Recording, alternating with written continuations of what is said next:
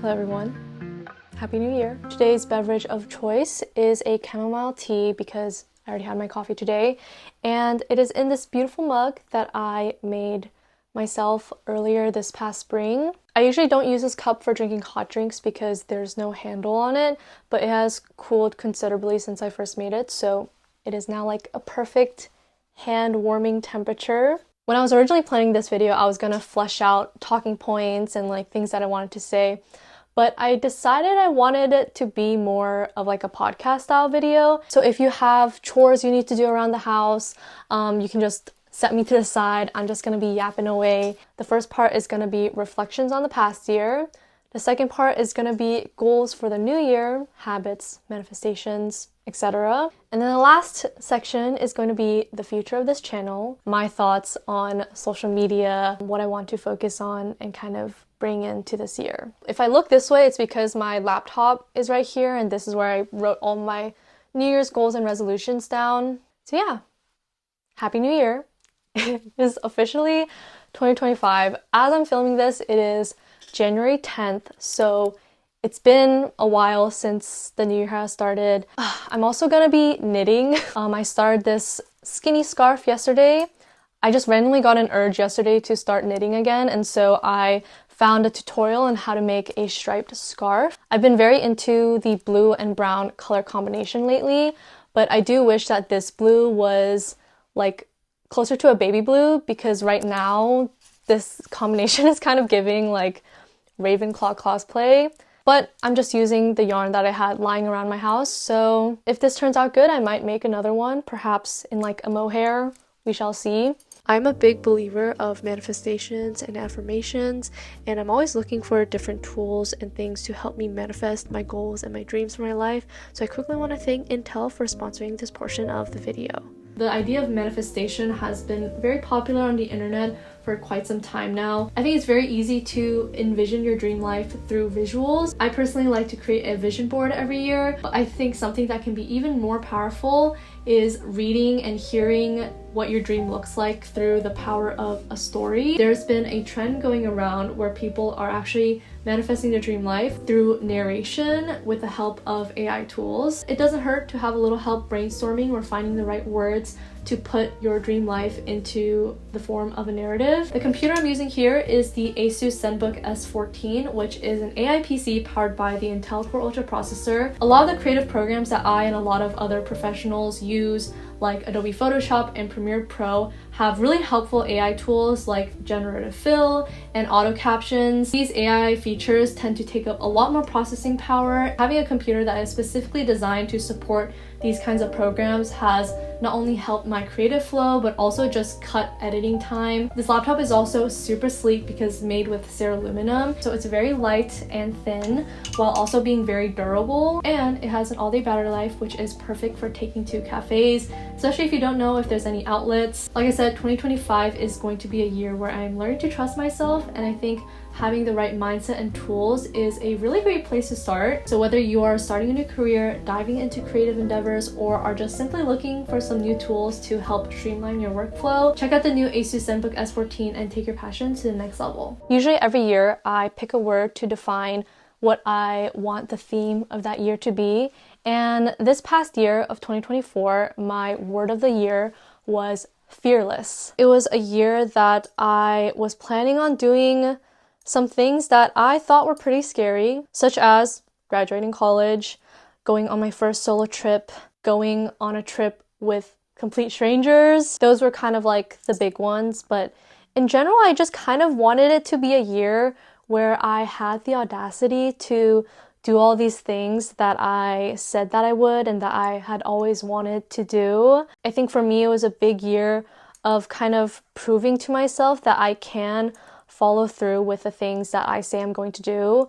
It was definitely a year of going outside of my comfort zone, not just graduating and solo traveling, but also like starting personal training for the first time, or meeting new people, leading a group for my capstone project. Just things that I was kind of scared going into, but knew that I would come out being a stronger and more experienced person. So to kind of give like a quarter by quarter recap of the past year. January through March was my winter quarter of senior year, and it was probably the worst academic quarter of my entire life, I want to say. Like, guys, it was rough. I almost failed a class, which I have never even gotten close to failing a class before, guys, but I was not getting out of bed. I was not feeding myself well until like the late afternoon. I was just constantly rotting in bed and stuck in an endless cycle of doom scrolling and then feeling bad about doom scrolling and being unproductive. Fall quarter took so much out of me that winter quarter, I had nothing left. That quarter is honestly a blur. I can't really remember anything from those first couple months of the year. I actually started off the year in Cancun, Mexico with some of my girlfriends. So it started off very good, but then as soon as the quarter started, everything started kind of going downhill. There were definitely like a few good moments, like meeting my good friend Jackie and also competing in a dance competition, which we ended up winning, and starting pottery, which was honestly the light at the end of the tunnel every single week. It was the only thing that I looked forward to, and sometimes the only thing that I would leave the house for. My weekly Wednesday night pottery sessions. Moving on to the next quarter of the year, April through June, my last quarter of college ever. I really put my head down and started focusing on my senior year capstone.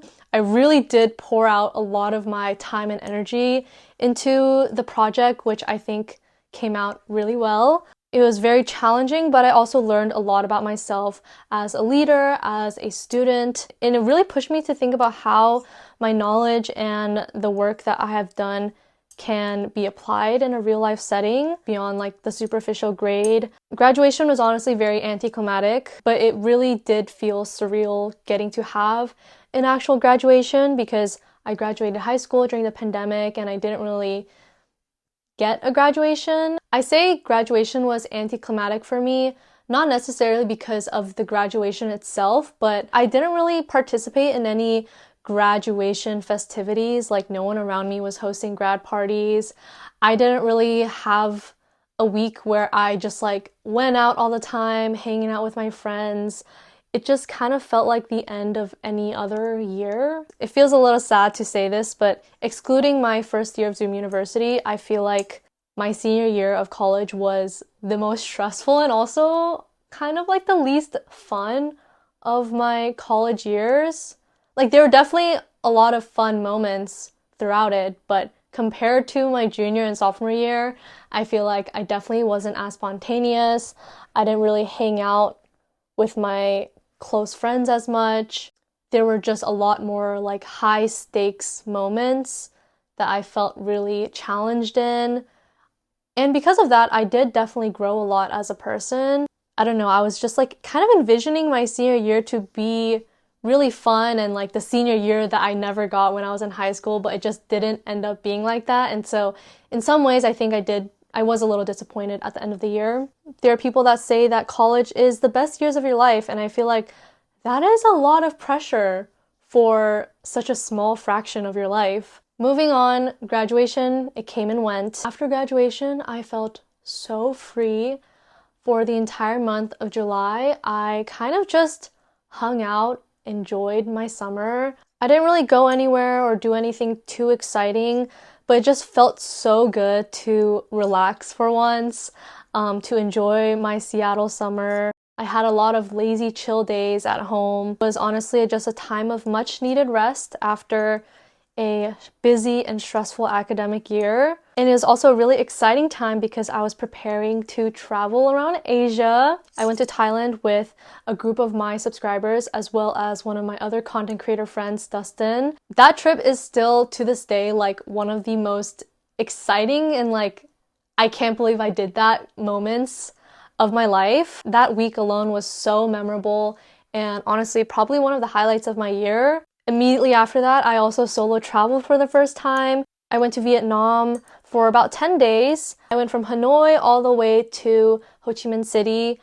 I think in a sense I really did feel fearless, like I could accomplish anything now that I had solo traveled to a country that I didn't know the language and really didn't know much of at all. And then I spent the rest of summer as well as the first half of fall in Korea. And I think for the first time in my life, kind of had the opportunity to think about what it would be like to live in Korea.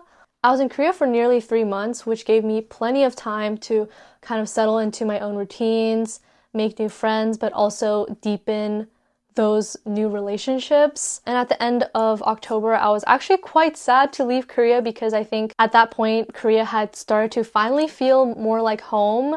Like I had my routines, I had friends I was seeing regularly, and then I just had to kind of like uproot my life and move on to the next thing, which was solo traveling in Japan. I know I have been so slow at uploading the Japan vlogs. I promise that they're in the works. I'm gonna be honest, by the time I left Korea, I think I was ready to go home, but I had already kind of made this plan to solo travel Japan in the month of November, so I wanted to commit.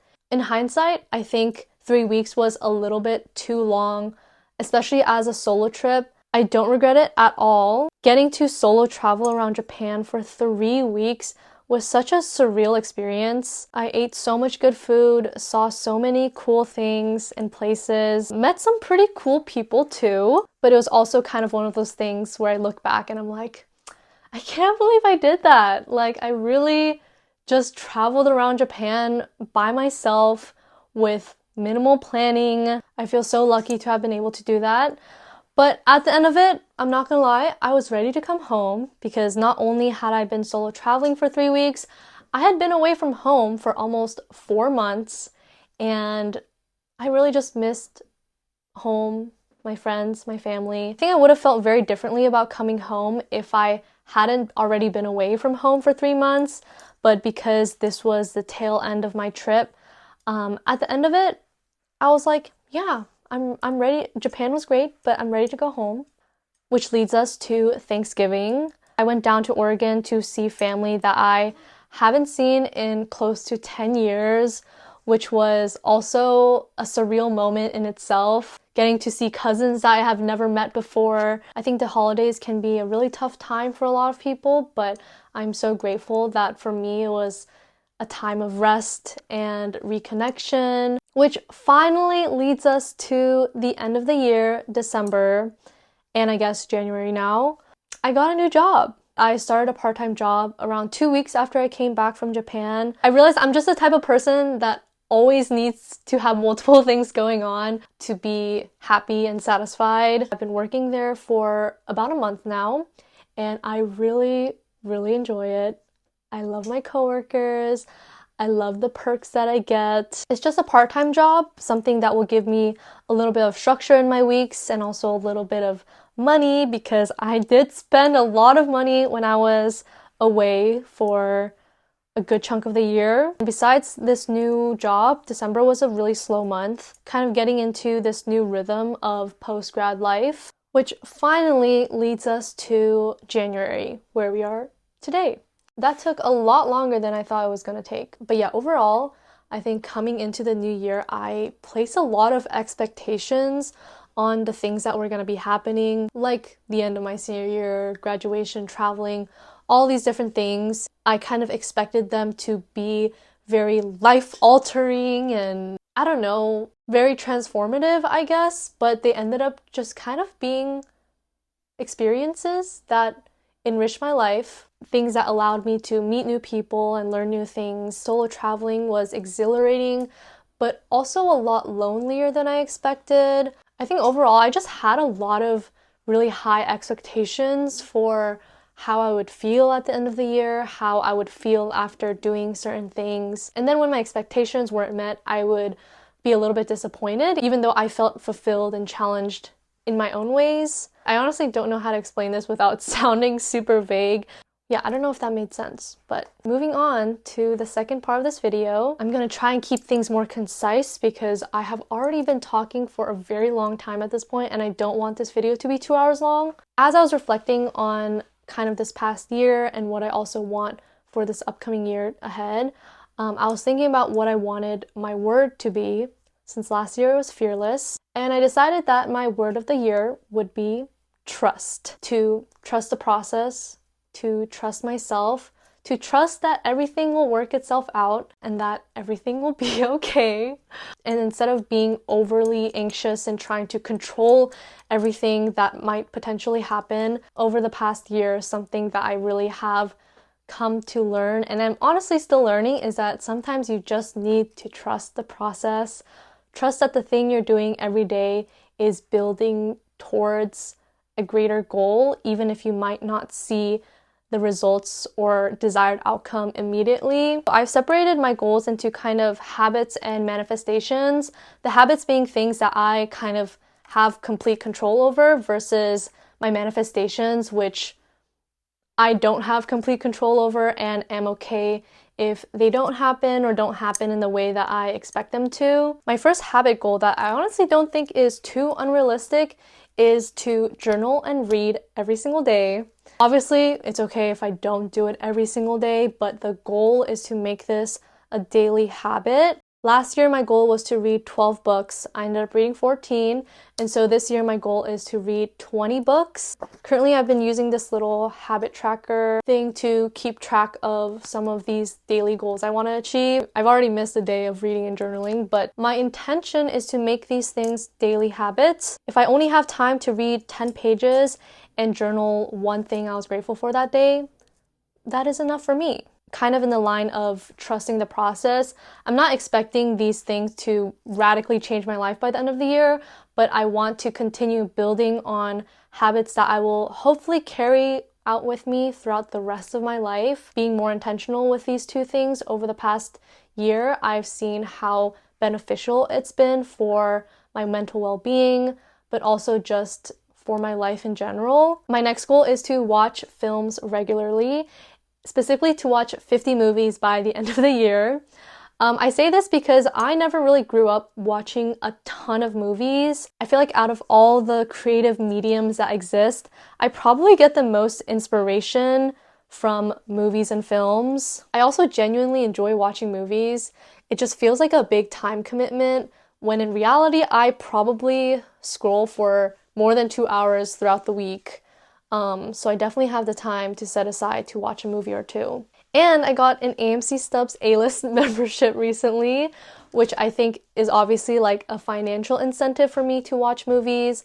But I love the movie theater anyways, so I think it will be fun to just have that be more of like a regular part of my routine. And my last habitual goal is to cut off my toxic social media behaviors. I'm a little embarrassed to admit this, but the two sub goals under this is to, one, stop lurking on gossip forums, and to stop looking at comments immediately after posting, slash to stop checking the feedback that I get all day immediately after, and also to just reduce the amount of scrolling I do on a daily basis. I recently started watching Bridgerton for the first time, and as the Queen would say, life would be no fun if it weren't for a little gossip, which I do agree to an extent. I recently got into a very bad habit of lurking on Reddit snark pages. I really have no idea how I stumbled upon them, but they're kind of juicy. I searched myself up, which you should never do, first of all. If you're a public figure, you should never do. And there wasn't anything negative about me, but I saw some negative things about my peers, people that I am mutuals with. Like, saying this out loud, I actually really do feel bad about going on those forums in the first place and reading those horrible negative things. And although like spilling the tea and talking about people that you keep up with online can be fun to an extent, I think it can be a very slippery slope. For me, it got to a point where I started internalizing a lot of those comments, and it was impacting my creative workflow and impacting even my own self-image and how I was perceiving others. And that's when I needed to draw the line and just take a step back and to just stop participating in these forums / subreddits altogether. Not that I was ever posting on them, but at one point I would be checking these forums almost every single day just to see what new juicy gossip people were talking about, and that was just really toxic of me, something I'm a little ashamed to admit. But yeah, just a reminder for everyone to be kind and mindful of the things that you post online. Okay, that's that. I'm gonna stop talking about it. Okay, moving on to my manifestations. So like I said, goals that I hope to achieve, but that aren't 100% in my control. I have some personal ones that I will keep to myself, but I will share most of them. My first manifestation / goal is to get a job in a creative marketing field with a fun, youthful team and good work-life balance. I'm not looking for a job at the moment. The market is quite frankly horrible. I'm really lucky to have YouTube as a kind of a buffer for me. I know I don't really have to justify any of my choices or plans to anyone, but YouTube has never been like the end goal for me, and I think I've learned so much knowledge and gained so many skills from building a career on social media for myself. Would be really interesting to apply in a different setting, i.e. a creative marketing setting. I've never really worked in a marketing position, and so I kind of want to try it just to see if I would even like it. I'm honestly not super attached to the idea of having a 9-to-5 though, so again, it would be nice to have by the end of the year, but I'm very lucky to have this platform to sustain me. My next big goal, which honestly depends on my first goal, if I get a job, is to move out into my own place. If I don't get a new job, I probably wouldn't move out, but again, not super attached to this goal. My next couple of goals are a bit more vague, but they're to deepen my existing friendships and to expand my network beyond my circle, out of my age group, career, socioeconomic background. While I was in Japan, I read the book The Defining Decade, which is a very popular book about how your 20s are a very defining decade of your life. One of the major themes in this book is how your 20s are a time where you're going to meet probably the most amount of people and also the most diverse amount of people, because many people in their 20s are not tied to just one job, one place, one friend group. And so I just want to be really open about meeting new people that are outside of my own demographic. I think I got to do a lot of that in college and especially when I was traveling, but I would like to do that even more this year and just be more open to it as well. And to also kind of get over my fear of talking to strangers. My next goal is to invest more time and resources into my hobbies, specifically reading and writing. This is kind of related to my habit goal of reading and journaling every day, but I also would like to publish more on Substack. I tend to get very in my head about my own writing, but I kind of just want to feel freedom in posting what I want to post, whether it is good or bad. And lastly, to surround myself with art and to take more creative risks. I'm doing that by watching more movies, by finishing The Artist's Way, which I started when I was in Korea, and to just be more bold about my creative pursuits, because I think I've gotten quite stagnant over the years. I think in the theme of trusting myself and trusting the process, I also want to trust myself in the creative process and not get so caught up on how my art or my work will be perceived, but to focus more on the process in and of itself. And I also have some like financial and health goals that I kind of just want to keep to myself. They're nothing crazy, just I don't think I need to share it in this video. Before I wrap this video up, I want to quickly touch on the future of this channel and just my thoughts on social media and the changing media landscape. There's a lot of talk about TikTok potentially getting banned. I don't want to say anything that I don't mean, and so I will say what I know. I love making videos. I genuinely find a lot of joy, especially when I get a chance to tell a story through the format of a video. I think this year I have also realized that I am a much more private person than I used to be. For some reason, I find myself wanting to wait as long as I can before sharing an experience that feels very personal to me online. With how digital our world is nowadays, I think there's kind of this sentiment that if you don't post it, did it even really happen? This year I kind of experimented with not sharing specific things and just kind of treating social media, Instagram mainly, as a place to share when I had something to say, instead of just using it as proof of existence. I think it is very hard to exist without social media, especially as a young person today. But as a communication major, we always talk about how the medium is the message. But what does it mean when the main medium of communication is a medium that facilitates sharing your life as proof of its existence? Does that make sense? I think I've also come to realize that there is no amount of posting and liking and commenting that you can do that can even come close to equating with real life interactions and real life community. I'd love to hear your guys' thoughts on social media in general, but also what you want to see more of from me. Alright, this is my progress for today. Honestly, not bad. I apologize if it was kind of all over the place, but I really enjoyed this little yap session. I'd love to know what your New Year's resolutions are. Please let me know in the comments. God, it feels like it's been so long since I've done like an official outro. As always, thank you so much for watching, and I'll see you guys in the next one.